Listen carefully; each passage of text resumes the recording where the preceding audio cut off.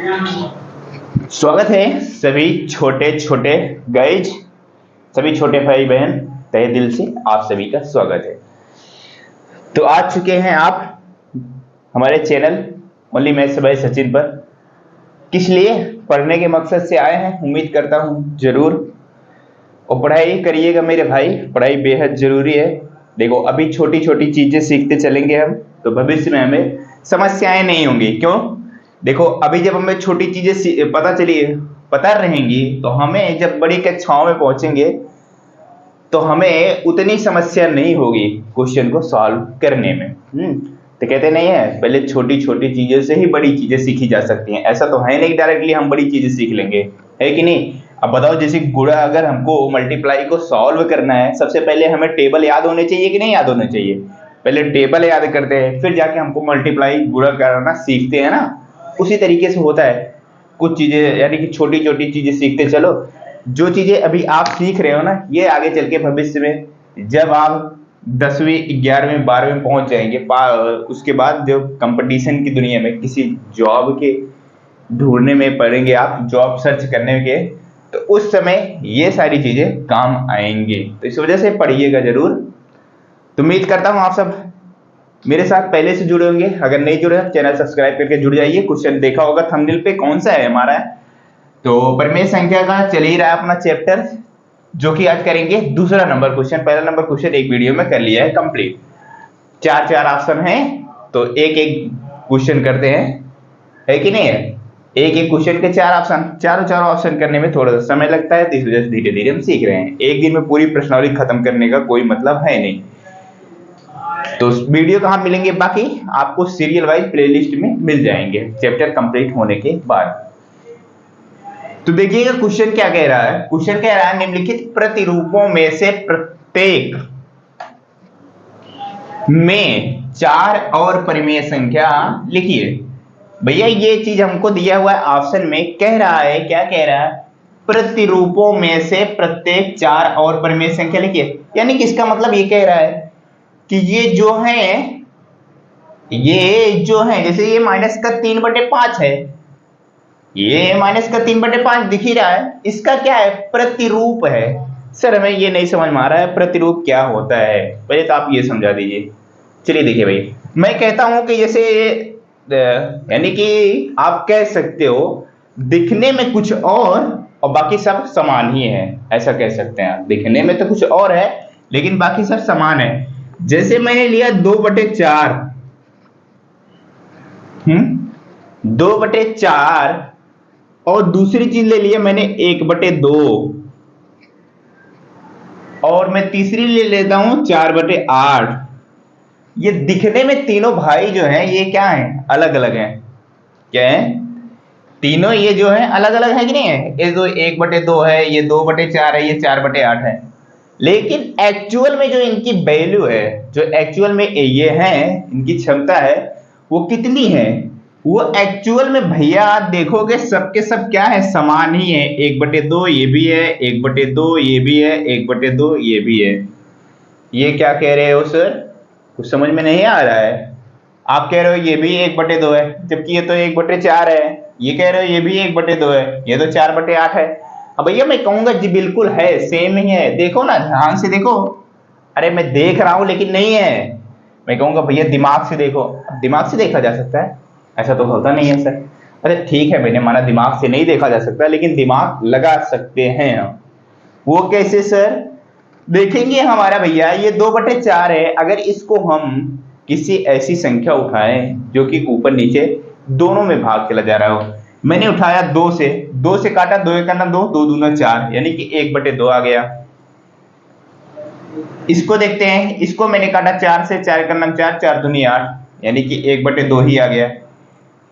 यानी कि ये दिखने में तो भैया भले ही अलग अलग हैं, लेकिन इनकी एक्चुअल जो वैल्यू है वो 1/2 ही है। यानी कि ये सब क्या है? ये सब एक दूसरे के प्रतिरूप हैं, यानी कि बहरूपिया है, एक दूसरे के क्या है? प्रतिरूप है। समझ सकते हो इस बात को? समझ रहे हैं आप? दिखने में तो कुछ अलग ही है, लेकिन एक्चुअल जो वैल्यू है वो यही है। देखो, बात समझ में आ रही है? तो उम्मीद करता हूं आप प्रतिरूप समझ चुके हैं।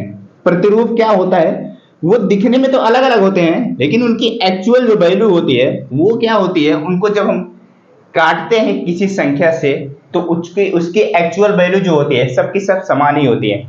आप इसमें देख लीजिए, पहला नंबर ऑप्शन में 3/, क्या है, माइनस का 3/5 है और उसका प्रतिरूप लिखा गया है 6/10। क्या इसकी एक्चुअल वैल्यू यही है माइनस का 3/5? जरा सा देखो, अगर इस 3/10 को काटो, सॉरी 6/10 को काटेंगे, किस संख्या से काट दें सर?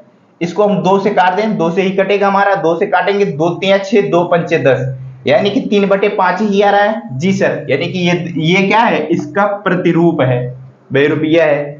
अब ये 9/15 को जरा सा देखते हैं सर। 9/15 को देखेंगे तो इसको किससे काटे सर?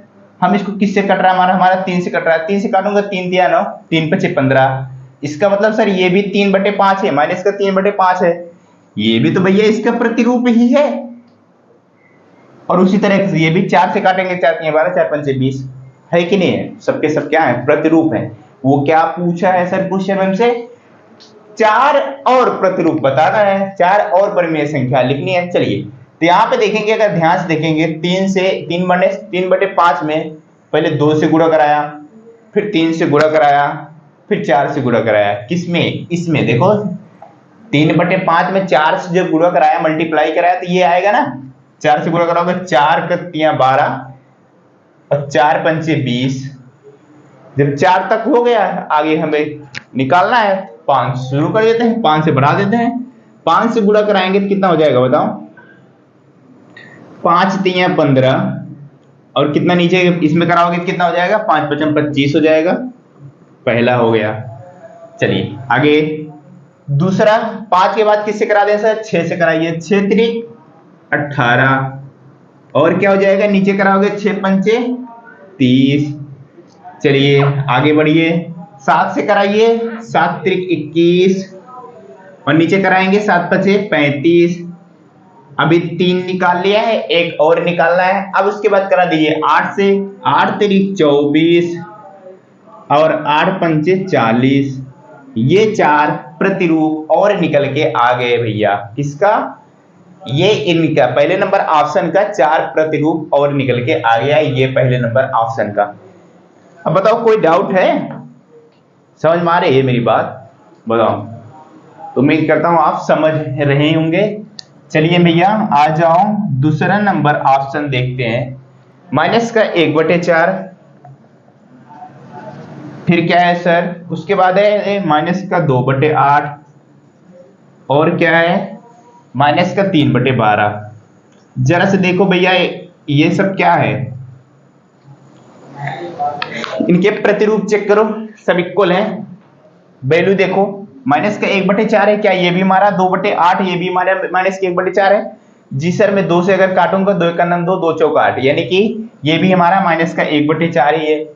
ये 3/12 माइनस का, इसको भी मैं 3 से अगर काटूंगा तो सर ये भी हमारा वही आएगा, माइनस का 1/4 ही आएगा, यानी कि ये दोनों क्या है, इसके ही प्रतिरूप है। तो हमें क्या करना है? 4 और प्रतिरूप लिखने हैं। तो क्या करते हैं, अब देखो जरा सा क्या क्या हो रहा है। यहाँ पे देखो, पहले इसको 2/8 बनाने के लिए किससे गुणा कराया है? 2/8 से गुणा कराने के लिए क्या कराया है? 2 से गुणा कराया है ना। इसमें जब हम 2 से गुणा कराएंगे 2/8 होगा। फिर 3/12 से गुणा कराने के लिए 3 से गुणा कराया है, 3 से करना 3, 3 चौक 12, 3 तक तो करा दिया, आगे ज्ञात करना है, 4 से हम करा देते हैं। तो माइनस का 4, और इसमें 4 से गुणा कराएंगे, 4 चौक 16 हो जाएगा। नेक्स्ट सर, अब 5 से कराएंगे, माइनस का 5 और 5 चौक 20। नेक्स्ट, फिर उसके बाद 6 से कराएंगे, माइनस का 6 बटे कितना भैया? 4 में 6 से गुणा कराओगे 24। यानी कि एक बात ध्यान देना, ऐसा नहीं ऊपर नीचे अलग अलग संख्याओं से गुणा कराएंगे, अलग अलग संख्याओं से गुणा कराएंगे तो उसका मान जो है बदल जाएगा। इस बात का हमेशा ध्यान रखना, जो भी करेंगे, जिस संख्या से गुणा कराएंगे, सेम के सेम होना चाहिए, ऊपर नीचे दोनों। जैसे इसमें 6 से गुणा कराना है तो ऊपर भी 6 से गुणा कराएंगे, नीचे भी कराएंगे, तभी हमारा उसके मान में कोई परिवर्तन नहीं होता। अगर हम अलग अलग संख्या से गुणा करा देंगे ऊपर नीचे, तो हमारा उसकी एक्चुअल जो वैल्यू होती है वो बदल जाएगा, तो वो हो जाता है गलत। इस वजह से क्या करते हैं, जब भी हम गुणा कराते हैं तो भैया क्या करते हैं, सेम ही संख्या से गुणा कराते हैं। तो 3 हो गया, चलिए 4 5 6 7 से भी गुणा करा देते हैं। माइनस का 7 बटे कितना हो जाएगा बताइए, 8। इसमें 4 से गुणा कराओगे 7 चौक 28 हो जाएगा। तो दो ऑप्शन आप लिखिए, नोट करिए। इसके बाद इसको हम मिटाते हैं, फिर उसके बाद चलते हैं तीसरे नंबर ऑप्शन की तरफ। आप नोट डाउन कर लीजिए वीडियो रोक के। तो उम्मीद करता हूं समझ रहे होंगे मेरी बात को। नहीं समझ रहे हैं पीछे करके दोबारा से लिखिएगा, समझ में जरूर आएगा। चलिए आ जाओ, देखो ऑप्शन देखो। तो तीसरा नंबर ऑप्शन है, इसको देखो माइनस का 1/6 है, फिर उसके बाद 2 माइनस का 12 है, 3 माइनस का 18 है, और ये भी माइनस है, इसको भी माइनस लगा दो, माइनस का 24 है। चलिए तो सर इसमें जरा सा देखिए, माइनस का 1/6 का प्रतिरूप 2/12 माइनस का 12, यानी कि ऊपर इधर सर माइनस है और यहाँ पे नीचे माइनस है। तो इसका मतलब सर इसका तो प्रतिरूप नहीं हो सकता। मैं कहूंगा क्यों नहीं हो सकता, क्यों नहीं हो सकता? हो सकता है। कैसे कैसे कैसे सर बताइए जरा सा हमें।